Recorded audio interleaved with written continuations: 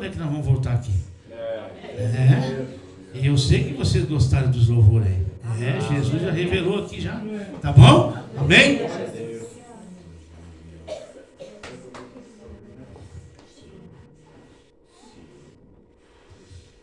Cumprimento a igreja com a paz do Senhor, amém? Glória!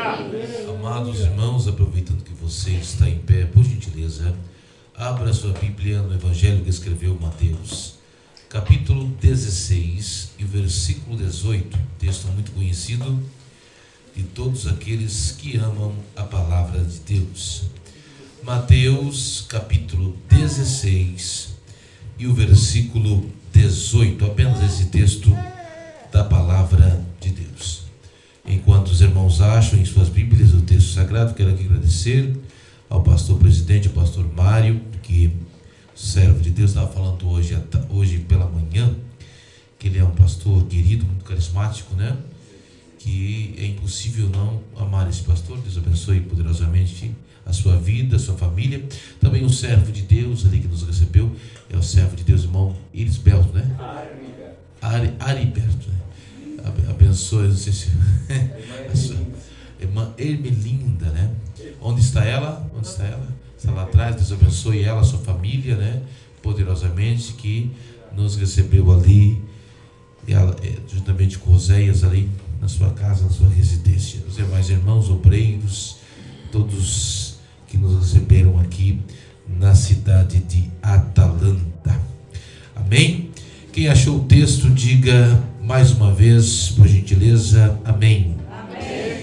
Diz assim a palavra de Deus, um texto muito conhecido, a epígrafe do texto diz a confissão de Pedro. Diz assim o texto bíblico: pois também eu te digo que tu és Pedro, e sobre esta pedra edificarei a minha igreja, e as portas do inferno não prevalecerão contra ela. Quem crê nisso? Amém. Amém. Tome assento, por gentileza, nesta noite tão maravilhosa que o Senhor tem nos dado pela sua infinita misericórdia. Amados irmãos, ao longo da história da igreja, quem conhece a história eclesiástica, a história da igreja, sabe que a igreja teve que enfrentar muitas heresias. Entre essas heresias que a igreja enfrentou, estava entre elas o dualismo. O que o dualismo pregava ou ensinava? O dualismo ensinava que Deus e o diabo, eles lutavam em pé de igualdade, e Deus vencia o diabo aos 45 minutos do segundo tempo, ou na prorrogação, ou nos pênaltis. E isso é mentira, porque Deus venceu o diabo na cruz do Calvário, através do sacrifício de Cristo, e o diabo é derrotado, e nós somos mais do que vencedores em Cristo Jesus. Quem é vencedor aqui? Outra heresia terrível que surgiu ao longo da história é o deísmo. O que pregava e ensinava o deísmo, defendida por muitos filósofos, entre os mais famosos da história, Voltaire, filósofo francês, que defendia o deísmo, defendia a ideia de um Deus impessoal. Não um Deus pessoal que se preocupa com o homem, que age na história, que intervém na história, mas um Deus impessoal que criou o homem e abandonou o homem à deriva. Isso que pregava e ensinava o deísmo, influenciado pelo iluminismo, e depois que afetou ali a teologia liberal, que negava os milagres da Bíblia, que negava que Deus abriu o mar vermelho, a própria existência de Adão e Eva. Mas nós cremos num Deus pessoal, nós cremos num Deus que age na história, nós cremos num Deus soberano, aleluia, num Deus todo-poderoso. O nosso Deus, o Deus da Bíblia, o Deus que criou o homem, ele é tão poderoso que numa mão ele segura o recém-nascido e na outra o universo. E para ele é a mesma coisa, porque ele tem todo o poder. Quem crê nisso pode glorificar e exaltar o nome do Senhor. Mas quando eu falo desse Deus todo-poderoso, eu também posso aqui dizer que esse Deus todo-poderoso, ele não é um Deus que faz as coisas de qualquer maneira. Ele é pego de surpresa. Quem é pego de surpresa é o homem. Eu posso ser pego de surpresa, porque eu não sei o dia de amanhã. Você e eu podemos ser pego de surpresa, mas Deus não, porque Ele sabe todas as coisas. Antes que a palavra saia de nossa boca, Deus já tem a resposta. O nosso Deus é um Deus de projetos. E os projetos dele são eternos e perfeitos. E na eternidade, o Deus Pai, o Deus Filho e o Deus Espírito Santo, ele projetou 4 grandes projetos. Quantos projetos ele projetou? 4 grandes projetos.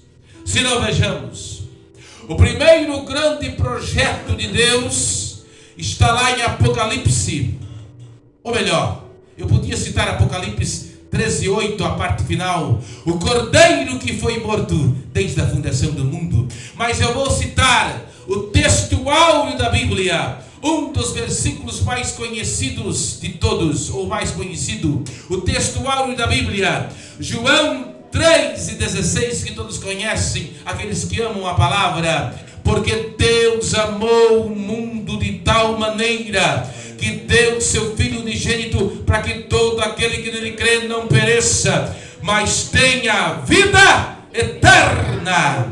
Aqui está o primeiro grande projeto de Deus. Qual é o primeiro grande projeto de Deus? A salvação da minha e da sua alma. Quem pode glorificar o Senhor? É interessante. Eu vou falar como o pastor. Agora eu vou usar as palavras do meu amado, do carismático pastor Mário. Como um bom arminiano, eu vou comentar aqui. Não está escrito aqui em João 3:16, porque Deus amou todos os eleitos. Não! Porque Deus amou. Não está, né, pastor Mário? Me corrija aqui se eu estiver errado, pastor Mário, como um bom teólogo, como um bom arminiano. Está escrito assim, pastor Mário? Porque Deus amou todos os eleitos? Não! Porque Deus amou todo mundo. Aleluia! Porque os calvinistas dizem assim: Oséias, você não é eleito. E como você não é eleito, você foi predestinado para o inferno. Para o inferno? Antônio não. Antônio, ele é um eleito. Ele é predestinado para o céu. Eu não creio nisso. Eu creio na salvação por livre-arbítrio. A escolha é nossa. Aquele que perseverar até o fim será salvo. E eu, como pregador do Evangelho, como um bom arminiano, eu tenho algo sério para dizer. Apocalipse 2:29. Quem tem ouvidos ouça o que o Espírito diz às igrejas. Hoje é noite de salvação. A porta da graça ainda está aberta. E se você não tem o nome escrito, não tem certeza da salvação, hoje ainda pode aceitar a Cristo e ter o seu nome escrito no livro da vida e ir para o céu. Quem pode glorificar o nome do Senhor? Primeiro grande projeto é salvação. Quem é salvo aí? Quem é salvo aí? Quem é salvo?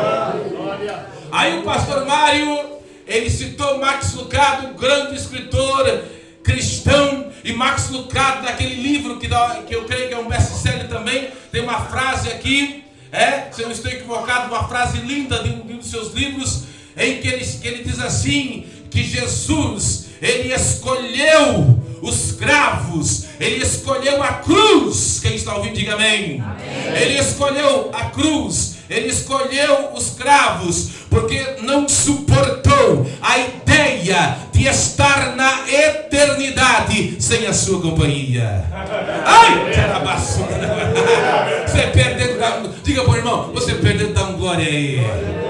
Jesus escolheu os cravos, escolheu a cruz, porque não suportou a ideia de não estar na eternidade sem a sua companhia. Primeiro grande projeto de Deus é a salvação. Quem é salvo? Quem é salvo? Quem é salvo? Limpa capacho. Eu sinto a presença de Deus. Eu não estou pregando aí, eu estou colocando tempero. Quem faz comida boa aí? Eu sei que a irmã, como é que é o nome da serva de Deus ali mesmo? Eu sei que a irmã Hermelina faz comida boa, irmãos, né? Dá trabalho, como dizia o falecido repórter da Rede Record, Marcelo Rezende, dá trabalho para fazer, né? Uma boa comida, vai tempero, eu gosto de tempero, irmão, pimenta, cebolinha verde, dá trabalho para fazer. Eu tenho uma mensagem de Deus. Quem quer ouvir a revelação de Deus? Quem quer ouvir a revelação de Deus? Glória a Deus. Segundo projeto de Deus está lá em Gênesis capítulo 1 e versículo 27. E Deus criou o homem a sua imagem e semelhança. Adão e Ivo criou. Está assim na minha? Confere. Adão e Ivo, assim que está criado, assim que está. Confere, alguém confere para mim aí? Tá assim que tá? Não! Macho e fêmea os criou. Aleluia! Segundo o grande projeto de Deus, sabe qual é? Família tradicional. Pai, mãe, que o diabo quer tanto destruir. Mas levanta a mão que eu tenho algo de Deus para dizer para você nessa noite, 24 de março de 2024. Mas ele não vai destruir. Porque como lá em Êxodo capítulo 12, sobre a sua casa, sobre os umbrais das portas do teu coração, da tua família, está o sangue do Cordeiro. O diabo não vai destruir a tua família. Papai e mamãe, escute isso, tem uma palavra de Deus. Sobre a tua casa, sobre a tua família, está o sangue do Cordeiro. O diabo está investindo pesado para destruir a família tradicional, irmão Roberto. Mas ele não vai destruir, porque a nossa família está guardada debaixo do sangue do Cordeiro. Segundo o grande projeto, família. Já vou continuar. Nosso Deus é um Deus do projeto. Vocês sabem, né, irmãos? Não sei se aqui em Atalanta o pessoal usa muito, acho que usa. Lá quando a gente trabalha, antes de Deus me tirar para a obra de Deus, tirar só por itinerância, nós trabalhávamos na empresa, chegava assim, a gente quando queria fazer uma coisa rápida, né, como é que é o nome do servo de Deus? Tiago, você sabe disso mais do que eu? Quando a gente queria fazer uma coisa de qualquer jeito, usava aquela expressão gambiarra. Quem já ouviu essa expressão? Fazer uma gambiarra. Quem faz gambiarra é o homem e o Satanás. Mas Deus não faz gambiarra, Deus faz projeto. Aleluia. Quem faz gambiarra é o homem. Gambiarra não adianta, irmão Antônio. Gambiarra a gente faz, não tem que fazer de volta. Deus é Deus, não é Deus em gambiarra. Deus é Deus em projeto. Quem pode glorificar? Dá glória a Deus aí, crente. Dá glória a Deus aí, crente. Ajuda o pregador aqui, irmão. Abacaxa. Olha lá. Terceiro grande projeto de Deus. Gênesis capítulo 12. Gênesis. Pergunta para o irmão, está gostando da pregação? Isso aqui é melhor que o Fantástico. Não vou dizer Fantástico para não dar ibope para a Globo. Vou dizer, isso aqui é melhor que o Domingo Espetacular. Vamos lá. Terceiro grande projeto. Gênesis capítulo 12. Diz assim o texto. Vamos ver se eu lembro, porque às vezes falha aqui no negócio. Às vezes falha. Gênesis capítulo 12. Sai da tua terra, da tua parentela, da casa vai para a terra que eu te mostrarei, e far-te-ei uma grande nação. Aqui está o terceiro grande projeto de Deus. A nação de Israel. Porque Deus se revelou ao mundo através da nação de Israel. Quantos dois espias chegaram lá em Jericó, na casa da prostituta Raabe não tinha internet, não tinha Facebook, não tinha TikTok, não tinha Instagram, não tinha TV, mas ela já sabia: o Deus de vocês é Deus em cima, Deus embaixo, e fez milagre na terra minha. E eu quero seguir o Deus de vocês. Ei! Glória a Deus, aleluia. Irmãos, e aquela promessa ainda vale: abençoarei os que te abençoarem e amaldiçoarei os que te abençoarem. Eu não sou louco de me levantar contra Israel, não. As maiores vacas leiteiras são de Israel. Mas eles mataram Jesus. Ainda bem, irmão, que eles negaram para nós ser salvos. Ainda bem.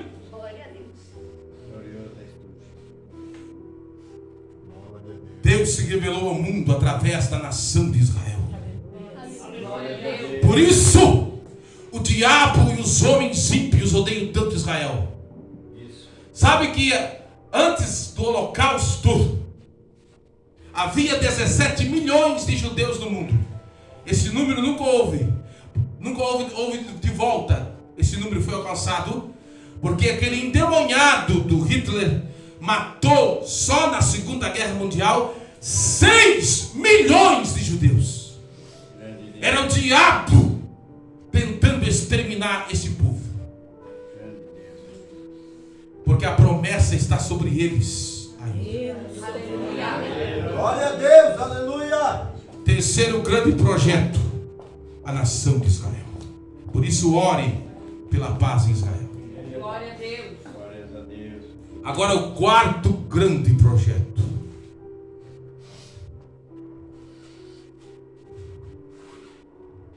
Lá está Jesus. Cesareia de Filipe, uma região pagã. Jesus pergunta: o que dizem os homens? Jeremias, grande profeta. Elias, a importância de Elias para Israel é tão grande, irmãos, que lá no Monte Carmelo tem uma estátua em homenagem a Elias, com uma placa escrito: em homenagem a Elias. Tamanha a importância de Elias. Eles têm uma consideração muito grande a Elias. Mas aí Pedro, pelo Espírito Santo, ele vai dizer: tu és o Cristo, o Filho do Deus vivo. Aleluia, glória a Deus. Aí Jesus, isso aqui é história, irmãos, é o contexto histórico. Quem está ouvindo, diga amém. É um pano de fundo histórico. Jesus diz assim: edificarei a minha igreja, e as portas do inferno não prevalecerão contra ela.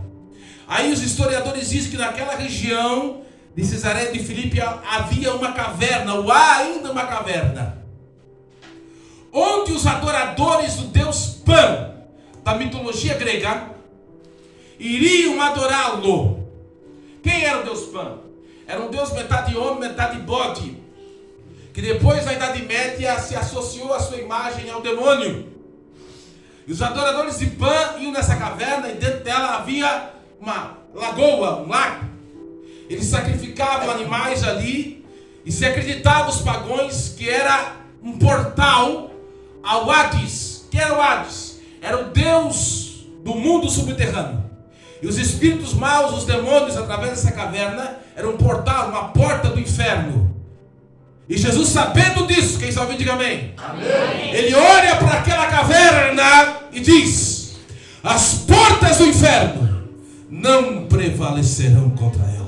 Amém. Jesus profetizou ali o surgimento de uma igreja poderosa.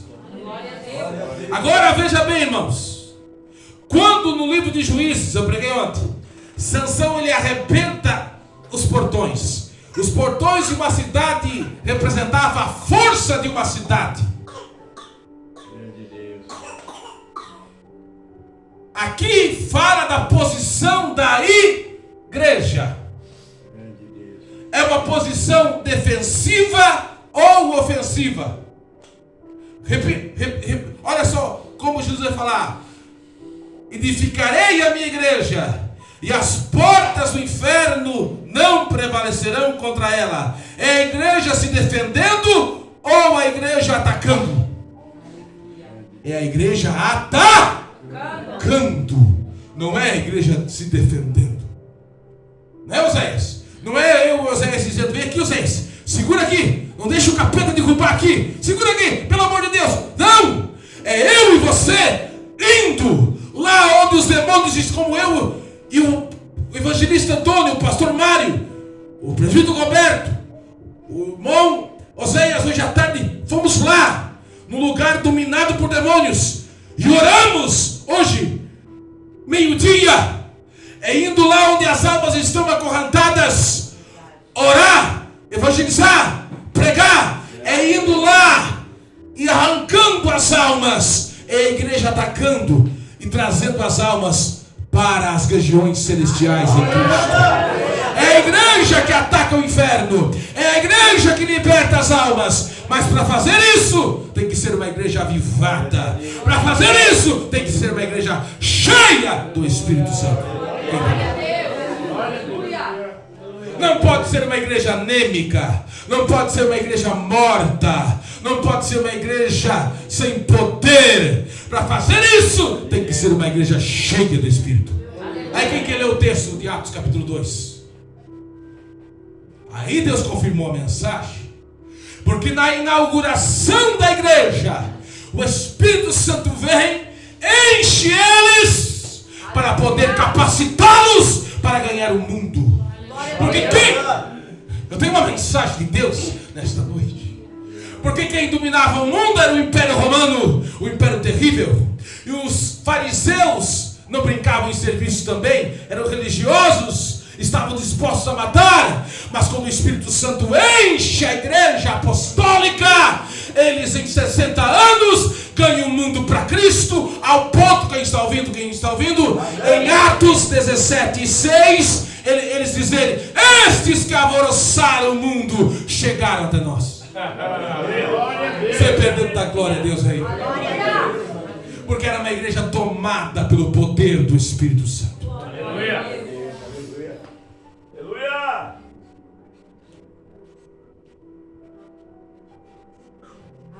Aí eu falei, eu tenho que falar isso aqui, irmão.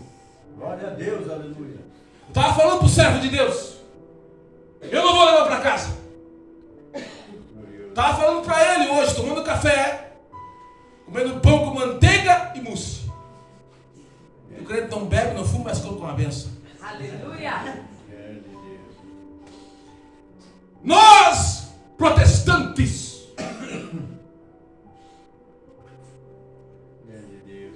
temos uma herança de Lutero. E depois a nossa herança arminiana, que vem de John Wesley, que a maioria não conhece, que nós temos uma herança, devemos muito a John Wesley. Movimento de santidade, estude isso. Temos uma herança muito grande. O maior arminiano, o mais famoso da história, John Wesley. Aleluia. Quem está ouvindo, diga amém. Amém. Aí o Martinho Lutero lutou tanto contra as indulgências. Lutou tanto. Porque naquela época o povo não tinha Bíblia. O povo era ignorante.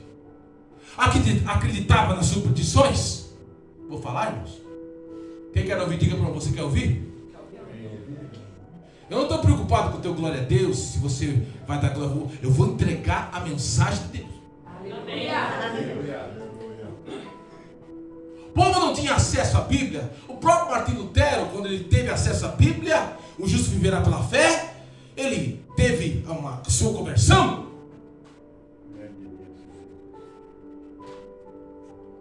Até o próprio John Wesley estava afundando, ele vai se encontrar com os morávios, aí que ele vai ter uma conversão verdadeira. Interessante isso. Agora vem aqui. Aí, Martinho Lutero lutou tanto com as indulgências. Era a venda disso, era a venda da cabeça de João Batista. Não era a cabeça de João Batista que nada, era um crânio que eles encontraram lá e vendiam. Chegava assim, olha, como é que é o nome do irmão aí? Plínio. Suponhamos que o irmão Plínio perdeu um parente. Você quer tirar o teu parente do fogo do inferno? Tem aqui, ó. Esse aqui vai tirar a alma da... Suponhamos que tem uma prima, Joaquina. Vai tirar a sua prima, Joaquina, do fogo do inferno.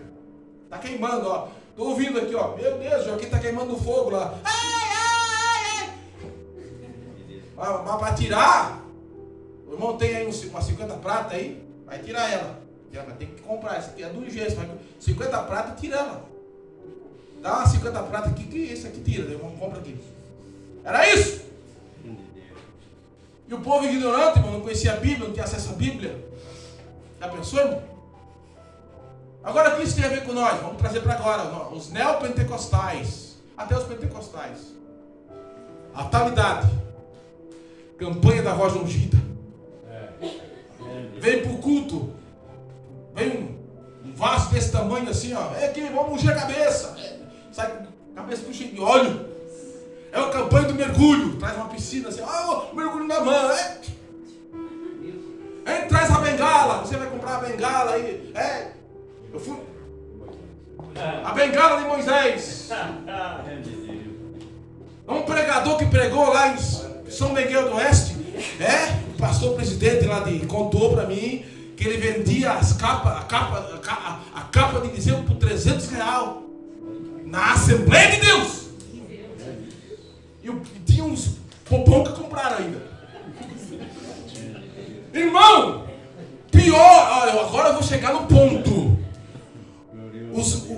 Os católicos, o pessoal da época do Lutero, não tinha Bíblia. Nós somos pior que eles. Nós somos Bíblia. Somos pior que a geração de Lutero, porque nós somos Bíblia. E fizemos.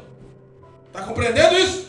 Glória a Deus. Somos pior que a geração de Lutero, porque eles não tinham Bíblia e estavam na ignorância. Mas nós temos a palavra de Deus, nós temos, tem Bíblia, tem linguagem de hoje, linguagem de ontem, linguagem de amanhã, e fazemos isso.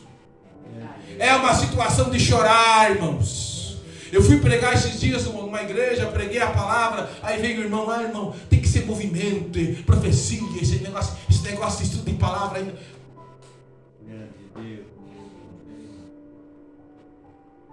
Tá de chorar. A gente está pregando assim, o povo está lá em Júpiter, em Marte. Está viajando, como diz lá fora, aquela palavra, está viajando, está boiando na maionese. Aí traz, eu sou pentecostal, quem é pentecostal aí? Amém. Aí traz um pregador que revela o número do CPF, o número do sapato. Meu Deus do céu. Tem gente pendurada até pelas árvores. Meu Deus do céu.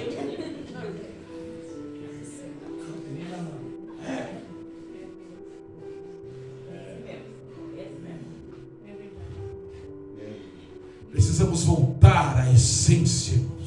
Amém. Glória a Deus.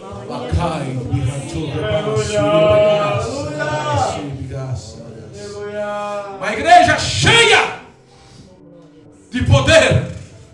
Então, quando eu me volto para Atos dos Apóstolos, eu vejo as características de uma igreja avivada. Glória a Deus.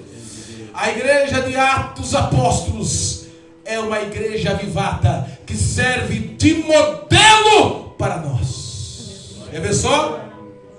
A primeira característica dessa igreja está em Atos capítulo 1 e versículo 8. O que diz lá? E recebereis a virtude do Espírito Santo que há de vir sobre vós, e sereis testemunhas tanto em Jerusalém como em toda a Judeia, Samaria e até os confins da terra. A palavra que me chama a atenção é a palavra testemunha, que no original significa Mártire. O que é um mártire? Alguém que está disposto a morrer em prol de uma causa. Glória a Deus. Aleluia. Será que essa geração, irmãos, de uma forma geral, está disposto a morrer por Cristo? Não. Ah, meu Deus do céu. Tem que falar. A confissão positiva não deixa fazer isso. Eu me revolto. Deus é obrigado a fazer. Coloca Deus contra a parede. Deus, você pode colocar uma aranha, uma barata contra a parede, mas o Deus soberano da Bíblia não. Esta geração faz de Deus. Eu tenho lá o seu Arlindo, que é ele vende lá perto de casa, que ele vende cachorro quente. Até disse, o senhor me autoriza a usar o senhor na pregação? Pode. Mas eu vou pagando lá o meu cachorro quente. Eu chego lá, senhor Arlindo, eu quero um cachorro quente sem ervilha, sem milho. Tem gente que trata Deus que nem o senhor Arlindo. Eu quero isso. Existe Deus. Deus, hoje eu vou na igreja, se o senhor me levantar um profeta, eu vou desviar. O que tu pensa?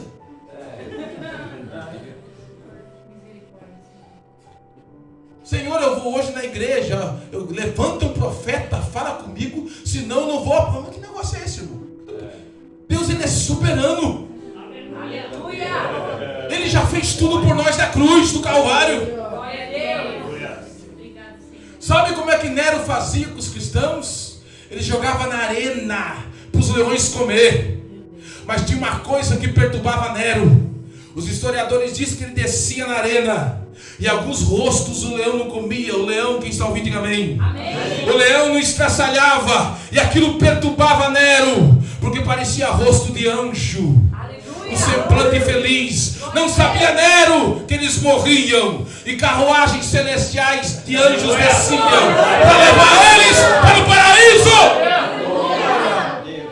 Aí essa geração vem para o culto dizendo: Deus, tu é obrigado a fazer. Faz, se não obrigado. Mas que negócio é esse, irmão?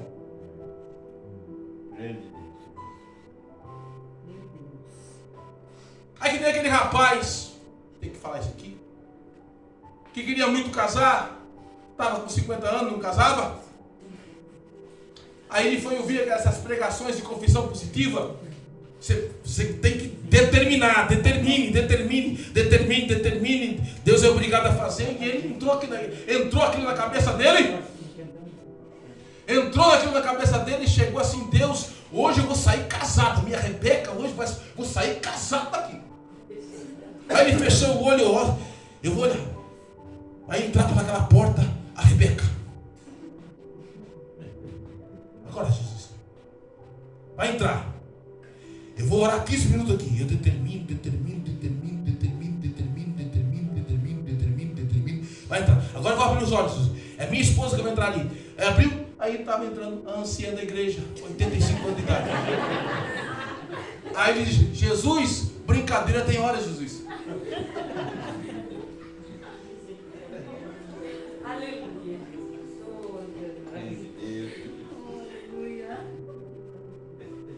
Uma geração, irmãos, influenciada por essas coisas.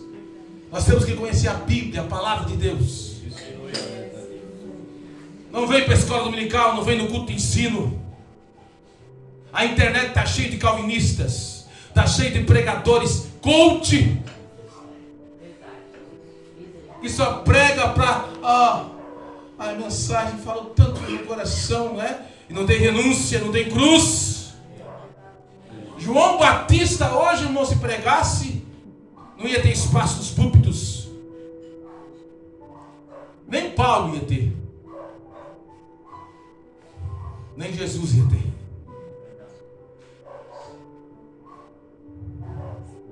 Segunda característica. Atos capítulo 3 e versículo 4. Eu falei ontem e vou falar de volta. Quem está ouvindo, diga amém. Amém. Pedro e João estavam subindo o templo. O coxo levanta a mão, quer uma esmola, e Pedro e João diz: olha para nós. Por que olha para nós? Porque eles tinham um brilho, eles tinham algo. Santidade. A igreja avivada é santa, separada. Aleluia, Jesus.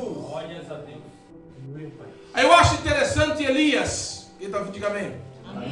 Quem está gostando, diga glória a Deus. Glória a Deus. O Elias, quando ele vai oferecer o sacrifício no altar, ele repara o altar, as 12 pedras, ele faz uma valeta. Ele faz o quê? Uma valeta. A valeta ao redor do altar. Nada na Bíblia está por acaso. Pergunte por que a valeta? Por que a valeta? A valeta simboliza separação. Profano, santo.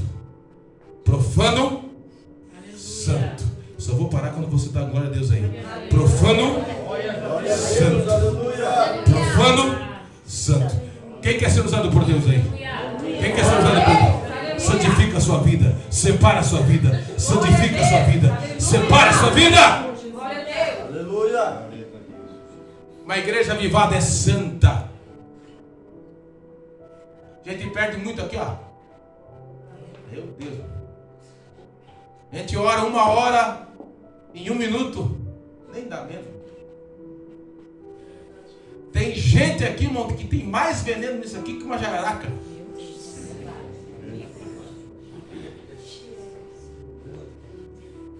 Estava ouvindo testemunho, irmãos. Eu gosto muito de ler história da igreja. A gente aprende muito. Um homem pecador chegou no interior da Inglaterra, uma região lá, procurou um bar para beber. Ele bebeu uma cachaça, uma água ardente. Chegou assim, eu quero uma cachaça aí. E não tem não cachaça não. Aí saiu, não tem. Vou pro outro, vou procurar um bar aqui. Aqui não é bar, não, aqui só tem chá, leite, chazinho, pegar um chazinho. Não tem um bar, não vai, você vai procurar a cidade inteira, não vai achar bar aí. Nem casa de prostituição você vai encontrar. Na cidade, na vila inteira. Como assim? Não vai encontrar nada aqui. Como assim não vai encontrar nada? Porque há 100 anos atrás, quem está ouvindo? Amém. Amém. Passou um homem aqui. Glória a Deus. Isso aqui é tremendo, irmãos. Quando eu vi isso aqui, fiquei impactado. Glória a Deus. E envergonhado com o meu cristianismo. Você não vai encontrar bar, bebida alcoólica, nem casa de prostituição aqui, nessa região todinha aqui. Porque há 100 anos passou um homem por nome John Wesley, pregando a palavra de Deus aqui. Glória a Deus. Aleluia. E não tem bar nenhum, não tem nada, porque todos aqui são metodistas, seguidores de John Wesley. Aleluia. Quem já ouviu falar de Will Wilberforce? Sabe quem foi o Will Wilberforce? Ele lutou e acabou com a escravidão na Inglaterra. Ele era metodista, seguidor de John Wesley. Sabe como então a escravidão começou a acabar? Porque um seguidor metodista do movimento de santidade, um arminiano, começou a lutar contra a escravidão. Glória a Deus. Quem sabia disso?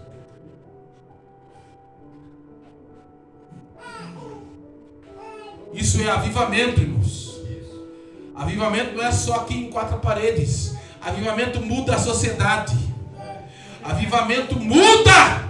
Aleluia. Quem estuda em escola pública? Sabe onde começou a escola pública? Martim Lutero. Ele dizia que toda criança, e até as mulheres, que na época o mundo era terrivelmente machista, até as mulheres tinham direito à educação. Não só os ricos, mas os pobres, todos tinham direito à escola pública. Surgiu na Reforma Protestante. Quem sabia isso? Isso é avivamento. Avivamento não é só barulho. Eu gosto, irmão. Mas avivamento não é só isso. Avivamento muda sociedade. Avivamento muda pessoas. Avivamento muda caráter. Avivamento muda.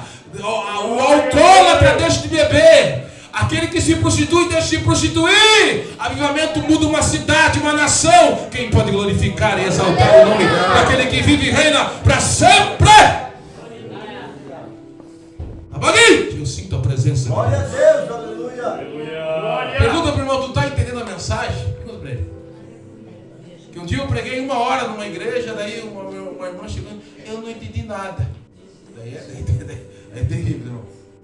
Outra característica da igreja avivada, Atos 3:6.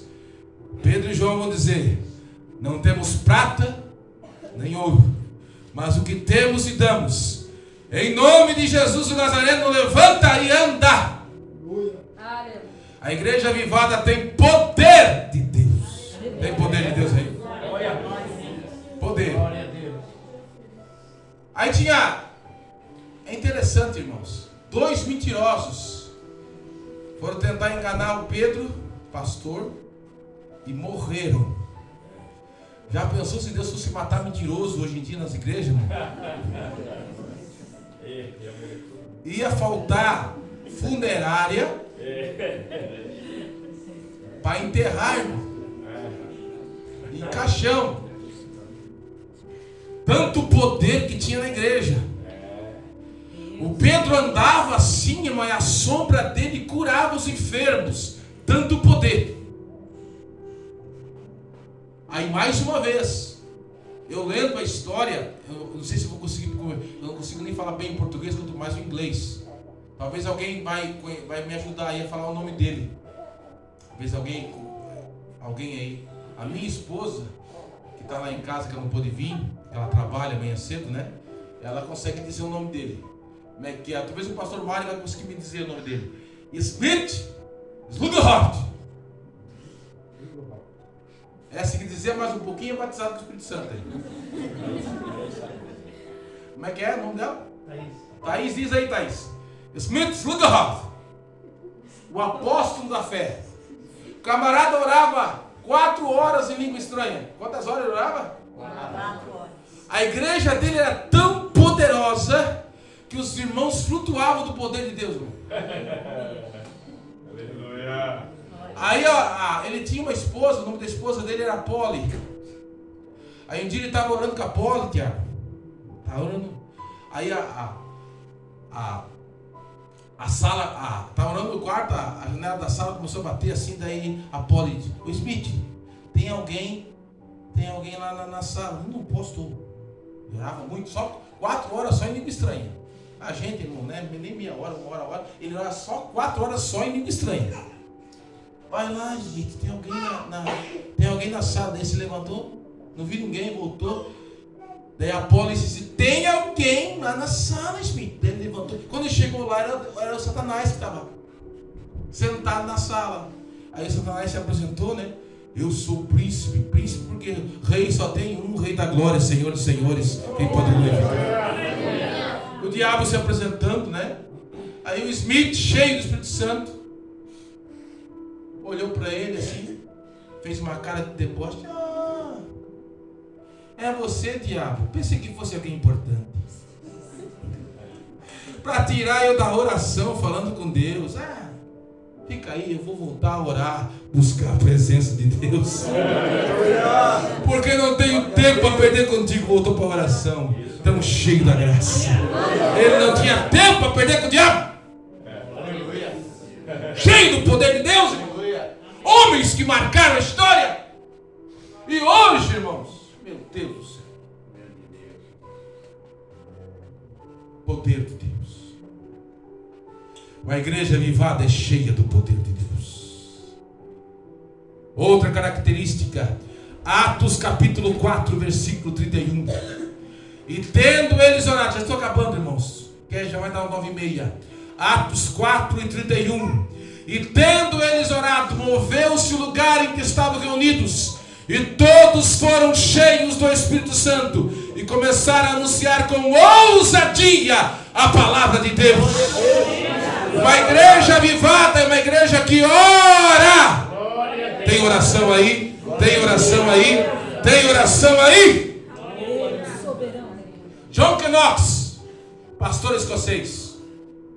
A rainha da Inglaterra falava sobre a oração dele. Eu prefiro todos os canhões do mundo voltados contra o meu país, a Inglaterra, do que John Knox orando. John Wesley, grande arminiano, falando sobre a oração, ele dizia: a oração é a respiração da alma. Charles Spurgeon, grande pregador batista,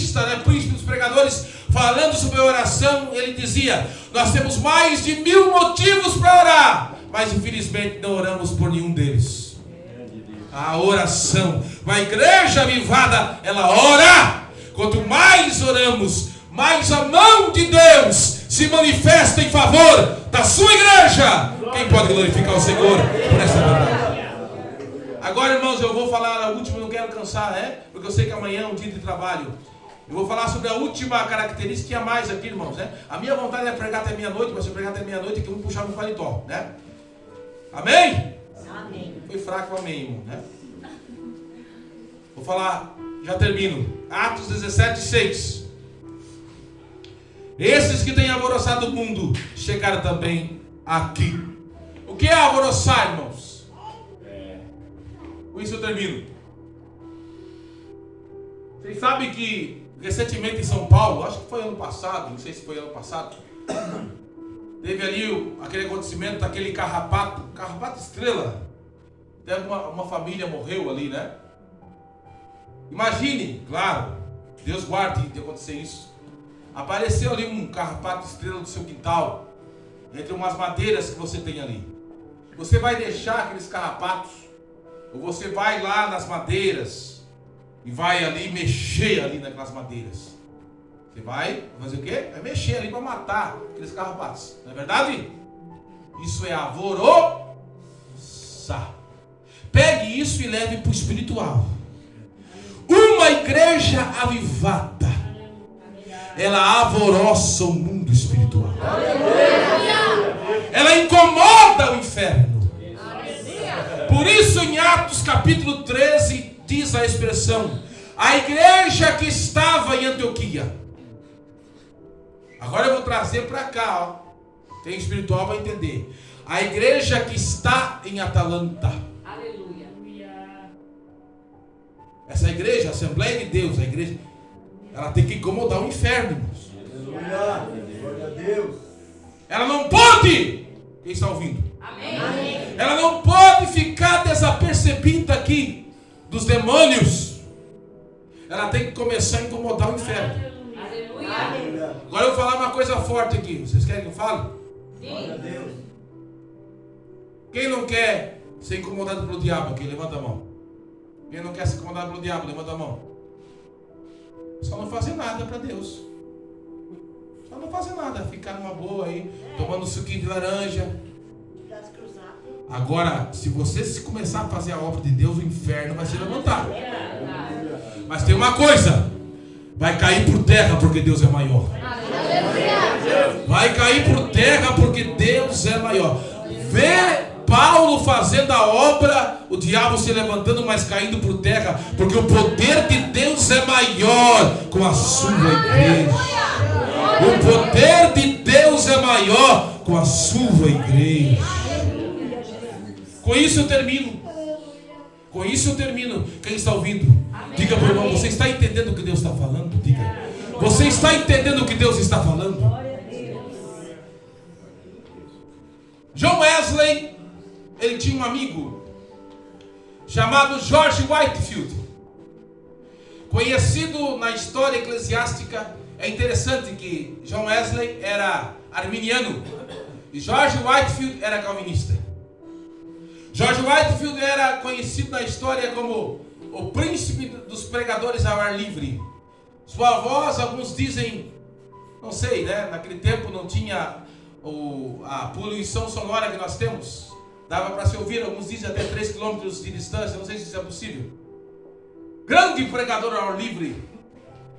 Certa feita, quem está ouvindo diga amém. Amém. Numa Escócia dominada pelo ateísmo, a Escócia que fica perto da Inglaterra, Deus falou, desceu ao coração de George Whitefield fazer uma campanha evangelística na capital da Escócia, onde o ateísmo havia dominado aquele país.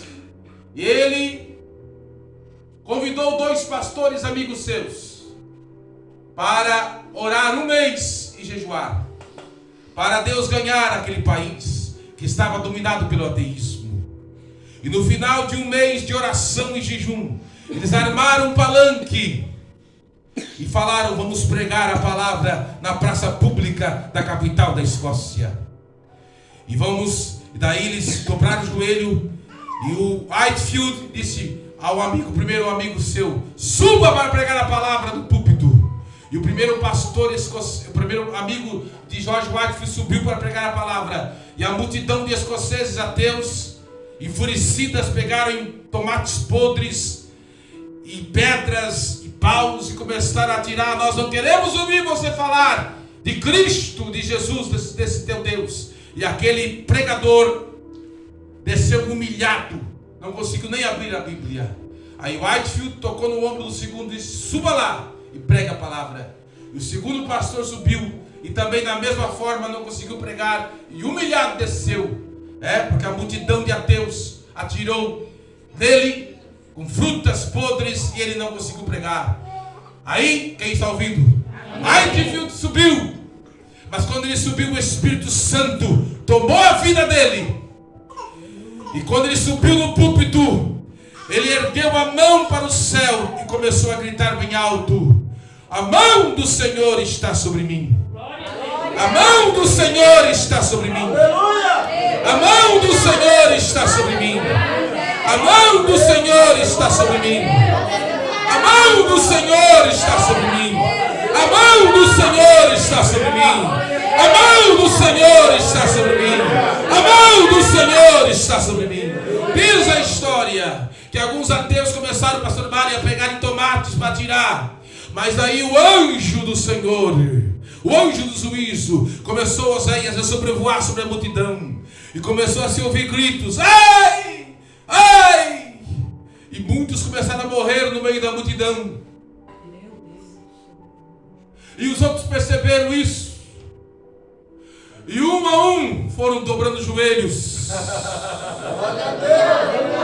E foram olhando para o pregador George Whitefield e começaram a dizer: ele é um homem de Deus. O Deus dele é verdadeiro. O Deus dele é verdadeiro. O Deus dele é verdadeiro. E houve naquele dia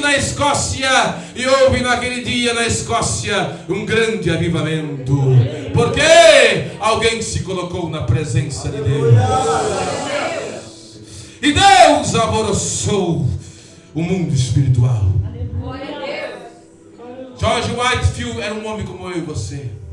John Wesley era um homem como eu e você, de carne e osso. Eles não eram super-homens, mas eles se colocaram na presença de Deus. Se Deus usou eles, Deus pode nos usar. Se coloque de pé. Glória a Deus. Ai,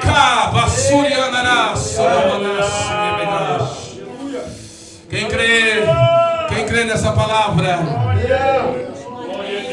Uma igreja avivada, uma igreja avivada. Glória. Quem quer se colocar mais na presença de Deus? Quem quer ser usado? Eu quero orar por você que quer ser usado por Deus. Vem aqui à frente, você que quer ser usado por Deus. Uma labareda de fogo nas mãos de Deus. Vem cá, Bachuria, Sopanará. Telemepeito, Bassoconos. Eita, Bassoconos. Eu quero orar por você. Sabanando, Robassuho.